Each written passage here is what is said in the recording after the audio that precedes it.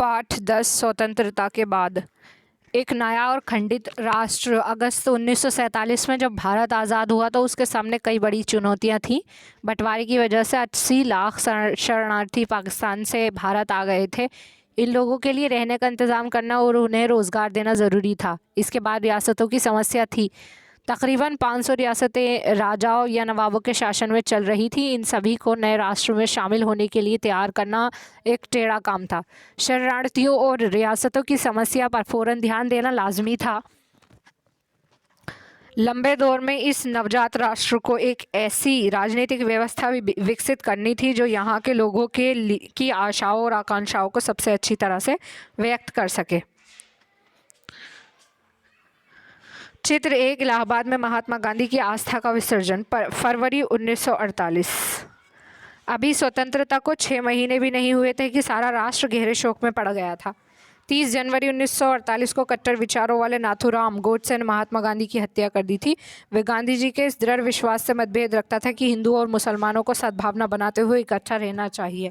उसी शाम हक्के बक्के राष्ट्र में आकाशवाणी पर जवाहरलाल नेहरू का भावुक भाषण सुना। दोस्तों, साथियों, हमारी ज़िंदगी की रोशनी बुझ गई और चारों तरफ अंधेरा है। हमारे प्रिय नेता राष्ट्रपिता अब नहीं रहे।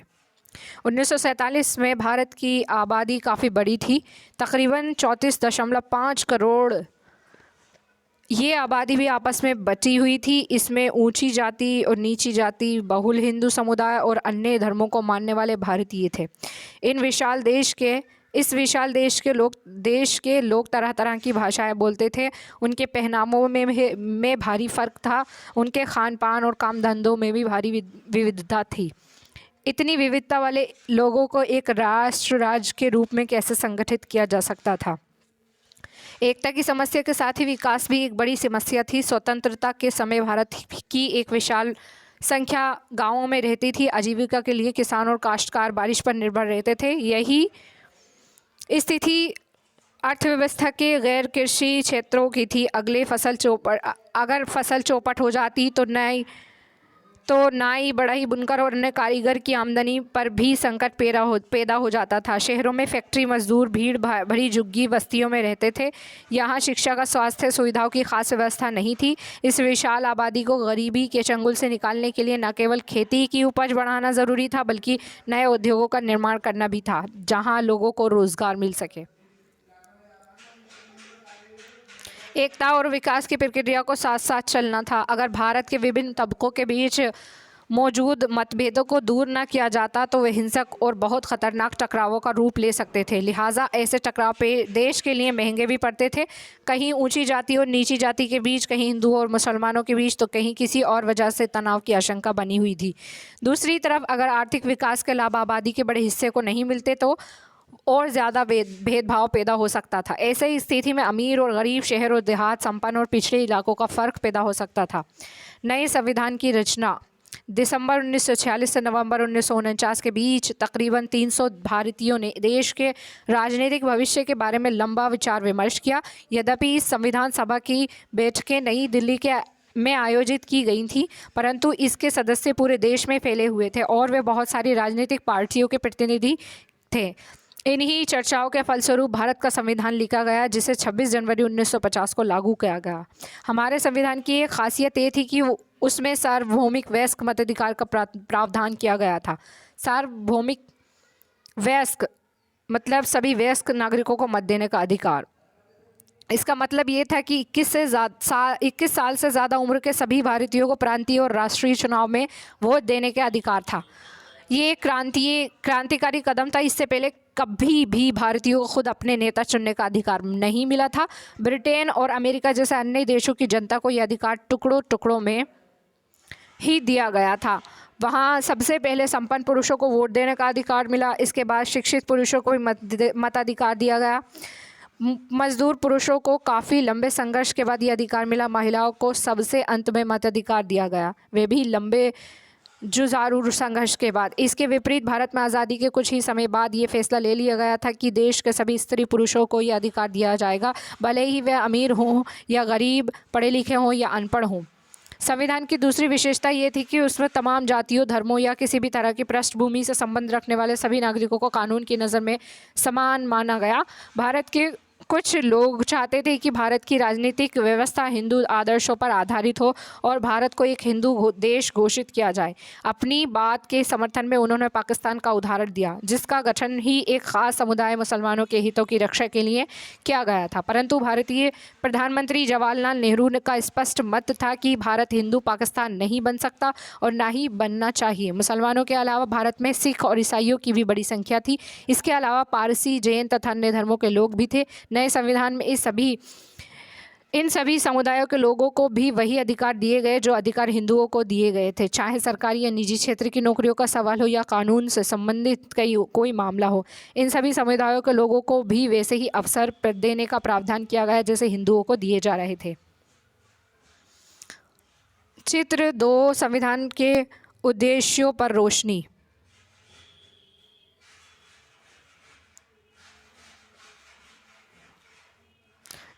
संविधान के उद्देश्यों पर रोशनी डालने वाले प्रस्ताव को पढ़ते हुए जवाहरलाल नेहरू।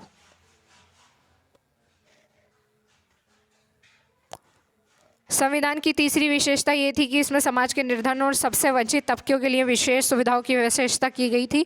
भारत के सम्मान को कलंकित करने वाली छुआछूत के चलन को ख़त्म कर दिया गया। अब तक हिंदुओं के मंदिरों में केवल ऊंची जातियों के लोग ही जाते थे, लेकिन अब उन्हें सभी लोगों के लिए खोल दिया गया जिन्हें अब तक अछूत माना जाता था। अब वे भी मंदिरों में जा सकते थे। एक लंबी बहस के बाद संविधान सभा ने यह भी तय किया कि विधायिका की कुछ सीटें और सरकारी नौकरियों में कुछ हिस्सा निचली जातियों के सदस्यों के लिए आरक्षित किया जाए। कुछ लोगों की दलील थी कि अछूत, जिन्हें उस समय हरिजन कहा जाता था, उम्मीदवारों के पास इतने अंक या शैक्षिक योग्यता नहीं होती थी कि वह भारतीय प्रशासनिक सेवा जैसी प्रतिष्ठित नौकरियों में जा सके। परंतु जैसा कि संविधान सभा के सदस्य H.J. खांडेकर ने कहा था कि हरिजनों की अक्षमता के लिए ऊंची जातियां जिम्मेदार हैं। अपने सुविधा संपन्न सहकर्मियों को संबोधित करते हुए खांडेकर ने कहा था कि हमें हज़ारों सालों तक दबाकर रखा गया, आप लोगों ने हमें अपनी सेवा में लगाए रखा और हमें इस कदर दबाया कि अब न केवल हमारे मस्तिष्क और शरीर बल्कि हमारा हृदय भी काम नहीं करता और ना ही हम आगे बढ़ पाने में सक्षम हैं। भारत भूतपूर्व अछूतों के साथ साथ आदिवासियों या अनुसूचित जनजातियों को भी विधायिका और नौकरियों में आरक्षण दिया गया। अनुसूचित जातियों की तरह इन भारतीयों को भी वंचित रखा गया था और उनके साथ भेदभाव किया गया था। आदिवासी आधुनिक स्वास्थ्य सुविधाओं और शिक्षा से वंचित थे। उनकी ज़मीन और जंगलों पर समुदाय से बाहर के ताकतवर लोगों का कब्जा होता जा रहा था। संविधान से उन्हें जो नए अधिकार मिले उनका उद्देश्य इस स्थिति में सुधार लाने का था। संविधान सभा के सदस्यों ने केंद्र और राज्य सरकारों की शक्तियों और अधिकारों के बंटवारे पर भी लंबी चर्चा की। कुछ लोगों का मानना था कि केंद्र के हित सबसे महत्वपूर्ण होने चाहिए। उनका कहना था कि यदि केंद्र मजबूत होगा तो तभी वे पूरे देश की उन्नति के लिए सोचने और योजना बनाने में सक्षम होगा। कई अन्य सदस्यों का मानना था कि राज्यों को ज़्यादा स्वायत्तता और आज़ादी मिलनी चाहिए। मैसूर के एक सदस्य का कहना था कि मौजूदा व्यवस्था में लोकतंत्र दिल्ली में केंद्रित है और इसीलिए बाकी देश में वे इसी भावना और अर्थ में साकार नहीं हो रहा है। स्रोत 1, हमें उन्हें सुरक्षा और अधिकार ज़रूर देने चाहिए। मुख्यमंत्री को लिखे एक पत्र में नेहरू ने कहा था कि हमारे पास एक मुस्लिम अल्पसंख्यक समुदाय है जो संख्या की दृष्टि से इतना बड़ा है कि अगर वे चाहें तो भी कहीं नहीं जा सकते।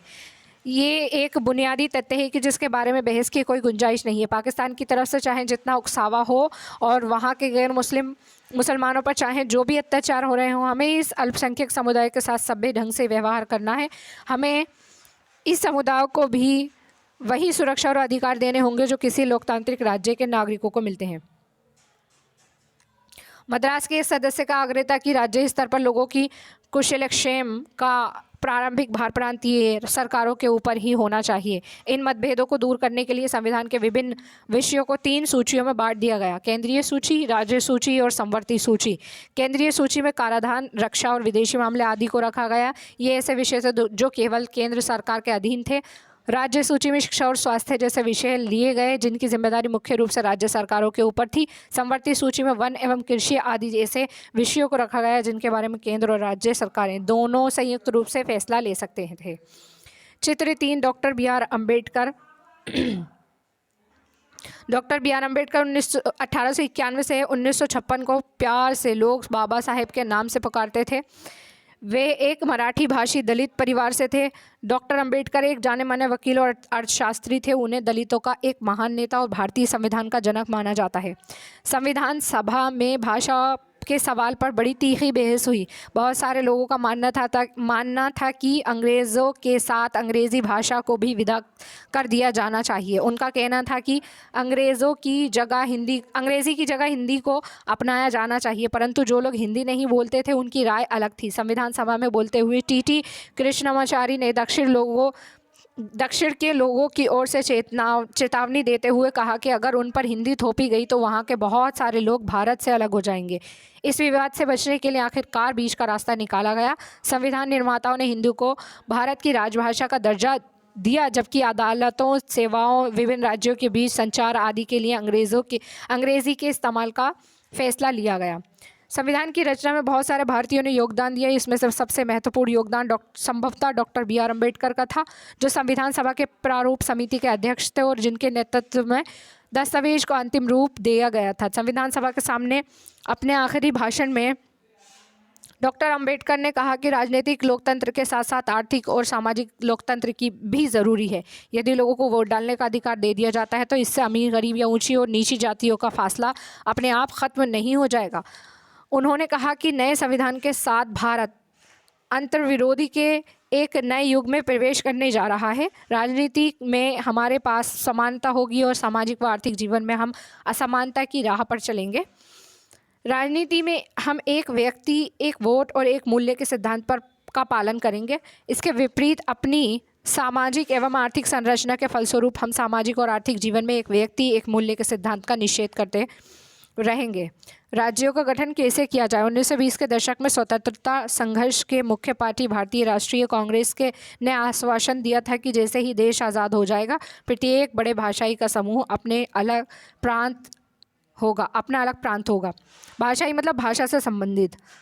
आज़ादी मिलने के बाद कांग्रेस ने इस आश्वासन को पूरा करने के लिए कोई कदम नहीं उठाया, क्योंकि भारत धर्म के आधार पर बंट चुका था। इसीलिए महात्मा गांधी की तमाम इच्छाओं को और प्रयासों के बावजूद वे स्वतंत्रता एक राष्ट्र को नहीं बल्कि दो राष्ट्रों को मिल रही थी। देश विभाजन के फलस्वरूप हिंदुओं और मुसलमानों के बीच हुए भीषण दंगों में 10 लाख से ज़्यादा लोग मारे गए थे। ऐसे में ये चिंता स्वाभाविक थी कि क्या हमारा देश भाषा के आधार पर इस तरह के और बंटवारे झेल सकता था। प्रधानमंत्री जवाहरलाल नेहरू और उप प्रधानमंत्री वल्लभ भाई पटेल दोनों ही भाषा के आधार पर राज्यों के गठन की नीति के विरोधी थे।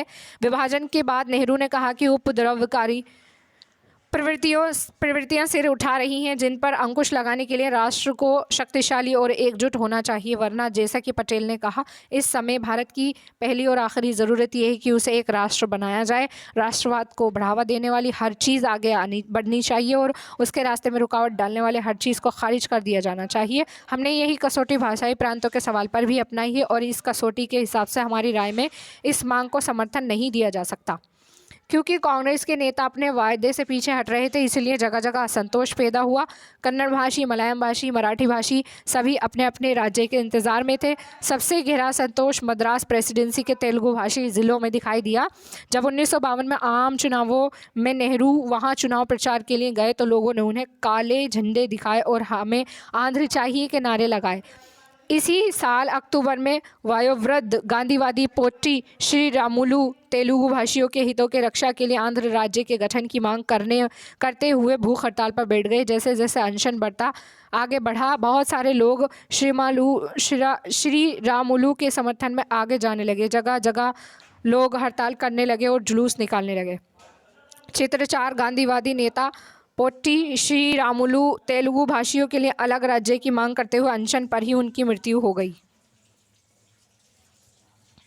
58 दिन के अनशन के बाद 15 दिसंबर 1952 को पोट्टी श्री रामुलु का देहांत हो गया। जैसा कि एक अखबार ने लिखा था कि श्री रामुलु के देहांत की खबर ने पूरे आंध्र को अस्त व्यस्त कर डाला। विरोध इतना व्यापक और गहरा था कि केंद्र सरकार को आखिरकार ये मांग माननी पड़ी।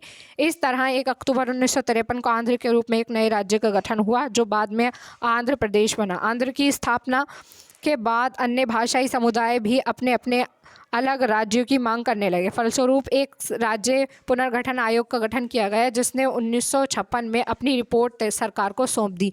आयोग ने सुझाव दिया कि असमिया, बंगला, उड़िया, तमिल, मलयालम, कन्नड़ और तेलुगु भाषियों के लिए अलग अलग प्रांतों का गठन करने के उद्देश्य से जिला और प्रांतों की सीमा को पुनः तय किया जाए। उत्तर भारत के विशाल हिंदी भाषी क्षेत्र को बांटकर कई राज्य बना दिए गए। कुछ समय बाद 1960 में बम्बई प्रांत को मराठी और गुजराती भाषी 2 अलग राज्यों में बांट दिया गया। 1966 में पंजाब का विभाजन हुआ और हरियाणा को अलग राज्य के रूप में मान्यता दे दी गई। पंजाब में पंजाबी भाषियों, जिसमें से ज़्यादातर सिख थे, और हरियाणा में हरियाणवी या हिंदी बोलने वाले के बहुतायत थी। भाषाई राज्यों का गठन। चित्र 5 का 14 अगस्त 1947 को पहले भारतीय प्रांत और रियासतें ब्रिटिश भारत, भूतपूर्व रियासतें, अन्य राज्य। जब रियासतों के शासक भारत अथवा पाकिस्तान से जुड़ने के लिए मान गए तो फिर हरा दिए गए तो उनकी रियासतें ख़त्म हो गई, परंतु 31 अक्टूबर 1956 तक कई ऐसी रियासतें को प्रशासनिक इकाइयों के रूप में बनाए रखा गया। इसीलिए 1947 से 31 अक्टूबर 1956 की कालावधि के लिए इन्हें भूतपूर्व रियासतें कहा गया। चित्र 5 1 नवंबर 1956 से पहले भारतीय राज्य।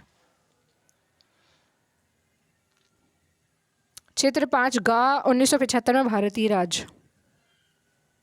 चित्र 6 महानदी के पानी को रोकने के लिए बनाया गया पुल। स्वतंत्र भारत में पुल और बांध विकास का प्रतीक बन गए थे। विकास की योजनाएं बनाना, भारतीयों को गरीबी से मुक्त करने और आधुनिक तकनीकी एवं औद्योगिक आधार निर्मित करना भारत का बड़ा लक्ष्य था। 1950 में सरकार ने आर्थिक विकास के लिए नीतियां बनाने और उनको लागू करने के लिए एक योजना आयोग का गठन किया। इसके बारे में ज़्यादातर सहमति थी कि भारत मिश्रित अर्थव्यवस्था के रास्ते पर चलेगा। यहाँ राज्य और निजी क्षेत्र दोनों के उत्पादन बढ़ाने और रोजगार पैदा करने में महत्वपूर्ण परस्पर पूरक भूमिका अदा करेंगे। किस क्षेत्र की क्या भूमिका होगी, अर्थात कौन से उद्यम सरकार द्वारा, कौन से उद्योग बाजार द्वारा यानी निजी उद्योगपतियों द्वारा लगाए जाएंगे, विभिन्न क्षेत्रों और राज्यों के बीच किस तरह का संतुलन बनाया जाएगा, इसको परिभाषित करना योजना आयोग का काम था। राज्य मतलब सरकार को राज्य मतलब सरकार से संबंधित। ध्यान दें कि राज्य शब्द का ये अर्थ देश के विभिन्न राज्यों या प्रांतों से नहीं है। चित्र 7 गांधी सागर बांध पर चल रहा काम। मध्य प्रदेश स्थित चंबल नदी पर बनाए गए 4 बांध में से ये पहला था। इसका निर्माण 1960 में पूरा हुआ। 1956 में दूसरी पंचवर्षीय योजना तैयार की गई। इस योजना में इस्पात जैसे भारी उद्योग और विशाल बांध परियोजनाएं आदि पर सबसे ज़्यादा जोर दिया गया। ये काम सरकारी नियंत्रण के अंतर्गत रखे गए। भारी उद्योग पर ये जोर और अर्थव्यवस्था की राज्य नियंत्रण की कोशिशें अगले कुछ दशकों तक आर्थिक नीति को प्रभावित करती रहीं।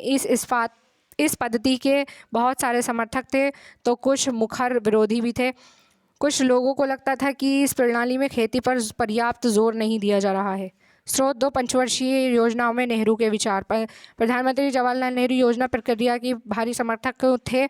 उन्होंने विभिन्न राज्यों के प्रधानमंत्री के नाम लिखे अपने पत्रों में नियोजन के आदर्शों और उद्देश्यों की व्याख्या की है। 22 दिसंबर 1952 के एक पत्र में उन्होंने लिखा था कि पंचवर्षीय योजना के पीछे भारत की एकता और देश के विभिन्न जनसमूहों के विराट आपसी सहयोग की अवधारणा निहित है। इसमें हमें ये बात हमेशा याद रखनी चाहिए कि इस प्रक्रिया में हमारी सरकारी तंत्र का ही महत्व नहीं होता, बल्कि जनता के उत्साह और सहयोग का महत्व इससे भी ज़्यादा है। हमारे लोगों को एक विशाल उद्यम में और साझेदारी का उत्साह, उन्हें अपने अगले उद्देश्यों की ओर बढ़ते सहयात्री जैसे एहसान होना चाहिए। बेशक योजना बहुत सारे अर्थशास्त्रियों, सांख्यिकी विशेषज्ञों और ऐसे ही दूसरे लोगों की गणनाओं पर आधारित हो सकती है और होगी, परंतु केवल आंकड़ों और संख्याओं में। हालांकि ये महत्वपूर्ण है, किसी योजना में जीवन पैदा नहीं करते। जीवन का ये उच्छ्वास तो कहीं और से आता है।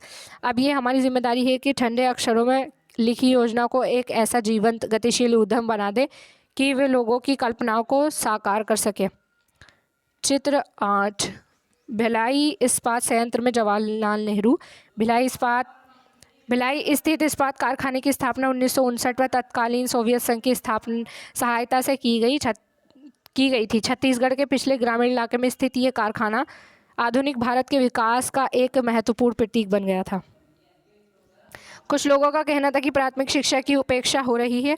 कुछ अन्य लोगों का मानना था कि आर्थिक नीतियों के कारण पर्यावरण पर पड़ रहे प्रभाव पर उचित ध्यान नहीं दिया गया है। महात्मा गांधी की अनुयायी मीरा बहन ने 1949 में लिखा था कि विज्ञान और मशीनरी के द्वारा उससे मानवता को कुछ समय तक भारी फायदा हो सकता है, लेकिन आखिरकार तबाही ही मिलेगी। हमें कुदरत के संतुलन का अध्ययन करके उसके नियमों के हिसाब से अपनी ज़िंदगी चलानी चाहिए, तभी हम स्वस्थ और नैतिक रूप से सभ्य प्रजाति के रूप में जीवित रह पाएंगे। एक स्वतंत्र विदेश नीति की चाह। जिस समय भारत को आज़ादी मिली तब तक दूसरे विश्व युद्ध की तबाही को कुछ ही समय हुआ था। 1945 में गठित की गई नई अंतर्राष्ट्रीय संस्था संयुक्त राष्ट्र अभी अपने शैशवकाल में थी। 1950 और 1960 के दशकों में शीत युद्ध का उदय हुआ। शक्तिशाली देशों के बीच प्रतिद्वंद्विता पैदा हुई और अमेरिका व सोवियत संघ के बीच वैचारिक टकराव होते गए। फलस्वरूप दोनों देशों ने अपने अपने समर्थक देशों को मिलाकर सैनिक गठबंधन बना लिए। यही समय था कि जब औपनिवेशिक साम्राज्य ध्वस्त हो रहे थे और बहुत सारे देश स्वतंत्रता प्राप्त कर रहे थे। प्रधानमंत्री जवाहरलाल नेहरू नवस्वाधीन भारत के विदेश मंत्री भी थे। उन्होंने इस संदर्भ में स्वतंत्र भारत के विदेश नीति की रूपरेखा तैयार की। गुटनिरपेक्ष आंदोलन इसी विदेश नीति का मूल आधार था। मिस्र, यूगोस्लाविया, इंडोनेशिया, घाना और भारत के राजनेताओं के नेतृत्व में गुटनिरपेक्ष आंदोलन में दुनिया के देशों से आह्वान किया कि वे इन दोनों मुख्य सैनिक गठबंधनों में शामिल न हो, परंतु गठबंधनों से दूर रहने की इस नीति का मतलब अलग थलग या तटस्थ रहना नहीं था। अलग थलग रहने का मतलब था कि विभिन्न देश अंतर्राष्ट्रीय मामलों से दूर रहें, जबकि भारत जैसे गुटनिरपेक्ष देश को अमेरिकी और सोवियत गठबंधनों के बीच सुलह सफाई में एक अहम भूमिका अदा कर रहे थे। इन देशों ने युद्ध को टालने के प्रयास किए और अक्सर युद्ध के खिलाफ मानवतावादी और नैतिक रवैया अपनाया, परंतु विभिन्न कारणों से भारत सहित बहुत सारे गुटनिरपेक्ष देशों को युद्ध का सामना करना पड़ा। 1970 के दशक तक बहुत सारे देश के गुटनिरपेक्ष आंदोलन के सदस्य बन चुके थे। चित्र 9 संयुक्त राष्ट्र में जवाहरलाल नेहरू और कृष्णा मेनन ने 1952 से 1962 के बीच संयुक्त राष्ट्र में भारतीय प्रतिनिधि मंडलों का नेतृत्व किया और गुटनिरपेक्षता की नीति के पक्ष में आवाज़ उठाई। चित्र 10 बांडुंग, इंडोनेशिया में एशिया और अफ्रीका के नेताओं की बैठक 1955। इस परिषद सम्मेलन में 29 से ज़्यादा नवस्वाधीन देशों के प्रतिनिधियों ने इस बात की चर्चा की थी कि अफ्रीका एशिया के देश अपने विश्वास और पश्चिमी प्रभुत्व के विरुद्ध अपने प्रयास किस तरह जारी रख सकते हैं। राष्ट्र के 60 वर्षों के बाद 15 अगस्त 2007 को हमने एक स्वतंत्र राष्ट्र के रूप में अपनी 60वीं वर्षगांठ मनाई थी। इस दौरान हमारे देश का प्रदर्शन कैसा रहा? संविधान में तय किए गए आदर्शों को हम किस हद तक साकार कर पाए? भारत अभी भी एक है और लोकतांत्रिक राह पर चल रहा है। ये गर्व करने लायक उपलब्धि है। बहुत सारे विदेशी प्रशंसकों का मानना था कि भारत एक देश के रूप में ज़्यादा समय तक नहीं टिक पाएगा। उन्हें लगता था कि भारत का प्रत्येक क्षेत्र या भाषाई समूह अपने अलग अलग राष्ट्र की मांग करेगा और उसके टुकड़े टुकड़े हो जाएंगे। कुछ विशेषज्ञों को लगता था कि भारत सैनिक शासन के कब्जे में आ जाएगा, परंतु ये सारी आशंकाएं निर्मूल साबित हुई। आज़ादी से अब तक 13 आम चुनाव हो चुके हैं और राज्यों तथा स्थानीय निकायों के लिए सैकड़ों चुनाव हो चुके हैं। हमारा यहाँ स्वतंत्र प्रेस है और एक स्वतंत्र न्यायपालिका है। इसके अलावा यहाँ के लोगों की भाषाई विविधता या धार्मिक विविधता भी राष्ट्रीय एकता की राह में रुकावट नहीं बन पाई है। परंतु दूसरी ओर ये भी सच है कि आज भी हमारे देश में गहरे मतभेद बने हुए हैं। संवैधानिक गारंटियों के बावजूद अछूत समुदाय या जिन्हें अब दलित कहा जाता है, आज भी हिंसा और भेदभाव से जूझ रहे हैं। ग्रामीण भारत के बहुत सारे भागों में अभी भी वे साझा जल स्रोतों, मंदिर, मैदानों और अन्य सार्वजनिक स्थानों का इस्तेमाल नहीं कर सकते। संविधान में दिए गए धर्मनिरपेक्ष आदर्शों के बावजूद बहुत सारे राज्यों में विभिन्न धार्मिक समूहों के बीच कई बार टकराव हो चुके हैं और सबसे परेशानी की बात यह है कि इस बीच अमीर और गरीब का फासला लगातार बढ़ता गया है। भारत के कुछ भागों और कुछ समूहों को भी आर्थिक विकास के भारी फायदे हुआ है। वे आलीशान घरों में रहते हैं, महंगे रेस्टोरेंट में खाना खाते हैं, अपने बच्चों को महंगे निजी स्कूलों में भेजते हैं और विदेशों में छुट्टियों पर बेहिसाब पैसा उड़ाते हैं। दूसरी ओर बहुत सारे लोग अभी भी गरीबी की रेखा से नीचे हैं। शहरी झुग्गियों, बस्तियों या बंजर देहात में रहने वाले ऐसे बहुत सारे लोग अपने बच्चों को स्कूल नहीं भेज पाते हैं।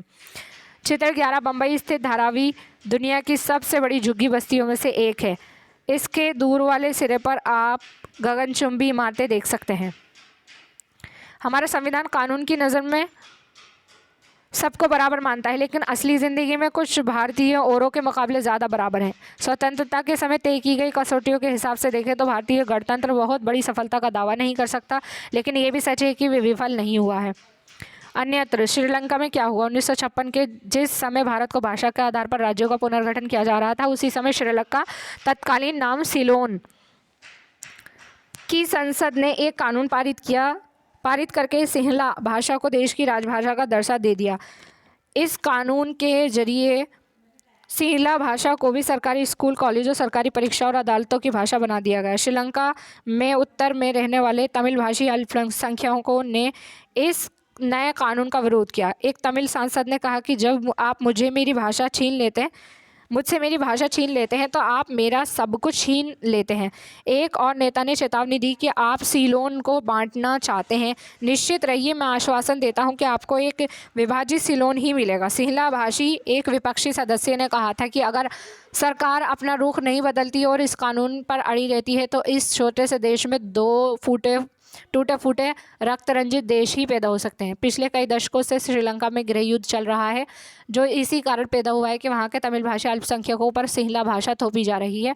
और एक अन्य दक्षिण एशियाई देश पाकिस्तान भी इसलिए दो टुकड़ों में बट गया था क्योंकि पूर्वी पाकिस्तान के बंगला भाषी लोगों को लगता था कि पाकिस्तान में उनकी भाषा को दबाया जा रहा है। इसके विपरीत भारत एकीकृत राष्ट्र के रूप में कायम रहा है, कुछ हद तक इसलिए कि यहाँ बहुत सारी क्षेत्रीय भाषाओं को फलने फूलने का मौका दिया गया। अगर हिंदी को उसी तरह दक्षिणी भारत पर थोप दिया जाता है जिस तरह पूर्वी पाकिस्तान पर उर्दू या उत्तरी श्रीलंका पर सिंहला भाषा को थोप दिया गया था, तो शायद भारत भी गृह युद्धों में उलझ कर बिखर जाता। जवाहरलाल नेहरू और सरदार पटेल की आशंकाओं को निर्मूल साबित करते हुए भाषाई राज्यों ने भारत की एकता के लिए कभी खतरा पैदा नहीं किया, बल्कि उन्होंने इस एकता को और गहराई दी। इससे पता चलता है कि जब एक बार अपनी भाषा के दबने का भय खत्म हो जाता है तो विभिन्न भाषाई समूह एक विशाल राष्ट्र के अंग के रूप में सहज आगे बढ़ने लगते हैं। चित्र 12 बंदूक लिए हुए तमिल उग्रवादी श्रीलंका में गृह युद्ध का प्रतीक।